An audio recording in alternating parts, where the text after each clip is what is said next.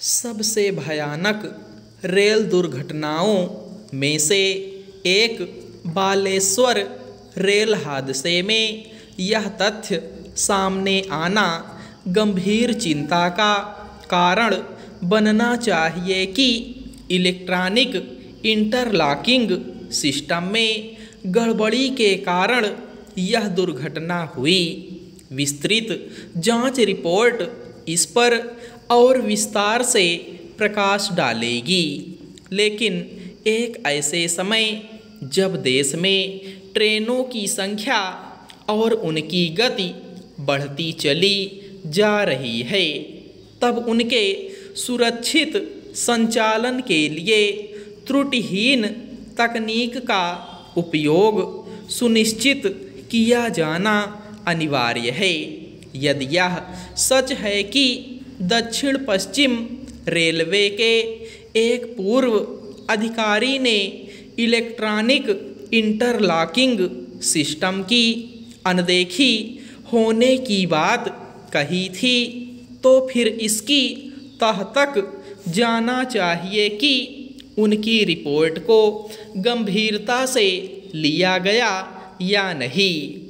इसी के साथ इस प्रश्न का उत्तर भी मिलना चाहिए कि इलेक्ट्रॉनिक सिग्नल मेंटेनर सही तरह काम करता है या नहीं। ट्रेनों के संचालन में ऐसी किसी तकनीक के इस्तेमाल की अनुमति नहीं दी जा सकती जो पूरी तरह भरोसेमंद ना हो या फिर जिसमें गड़बड़ी होने की तनिक भी गुंजाइश रहती हो।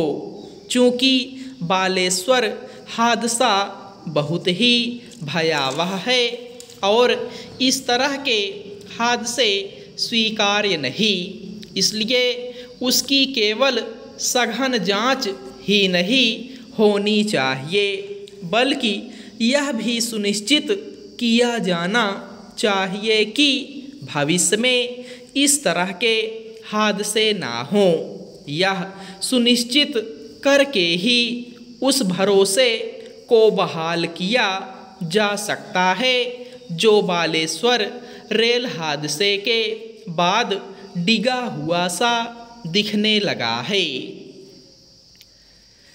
रेल मंत्री की ओर से बालेश्वर हादसे की जांच सीबीआई से कराने की सिफारिश यह बताती है कि मामला बहुत गंभीर है, लेकिन मुद्दा केवल दुर्घटना के लिए जिम्मेदार कारणों और लोगों की पहचान ही नहीं, बल्कि यह भी है कि ट्रेनों का सुरक्षित संचालन कैसे सुनिश्चित हो।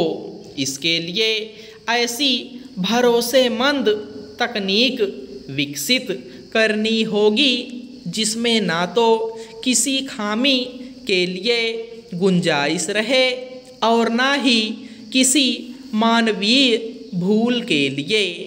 यह अच्छी बात है कि बालेश्वर रेल हादसे को लेकर लगभग एक स्वर से यह मांग उठी है कि उसकी गहनता से जांच हो, लेकिन इसी के साथ विरोधी दलों के कुछ नेता रेल मंत्री अश्विनी वैष्णव के त्यागपत्र की मांग करने में जुट गए हैं। यह मांग करने वालों को अपने आप से यह प्रश्न करना चाहिए कि क्या रेल मंत्री का त्यागपत्र उन कारणों का निवारण करने में सहायक सिद्ध होगा जिनके चलते इतना बड़ा हादसा हुआ और जिसमें 275 रेल यात्री मारे गए और 1000 के करीब घायल हो गए। यह विडंबना ही है कि अश्विनी वैष्णव से त्यागपत्र मांगने वालों में वे पूर्व रेल मंत्री भी हैं जिनके समय भी बड़े रेल हादसे हुए और तब उन्होंने त्यागपत्र देने की कोई आवश्यकता नहीं समझी। रेल मंत्री से त्यागपत्र मांगने वालों को इसकी अनदेखी नहीं करनी चाहिए कि उन्होंने रेलवे की हालत सुधारने और ट्रेनों के सुरक्षित संचालन की दिशा में उल्लेखनीय कार्य किया है। कन्नौज में एक युवक के अपहरण के आरोप में गिरफ्तार 4 युवकों को छुड़ाने की कोशिश में आक्रोशित भीड़ ने जिस तरह पुलिस चौकी पर हमला कर उत्पात किया, उसकी जितनी भी निंदा की जाए कम है। इससे भी गंभीर बात यह है कि यह सब भाजपा सांसद सुब्रत पाठक की मौजूदगी में हुआ।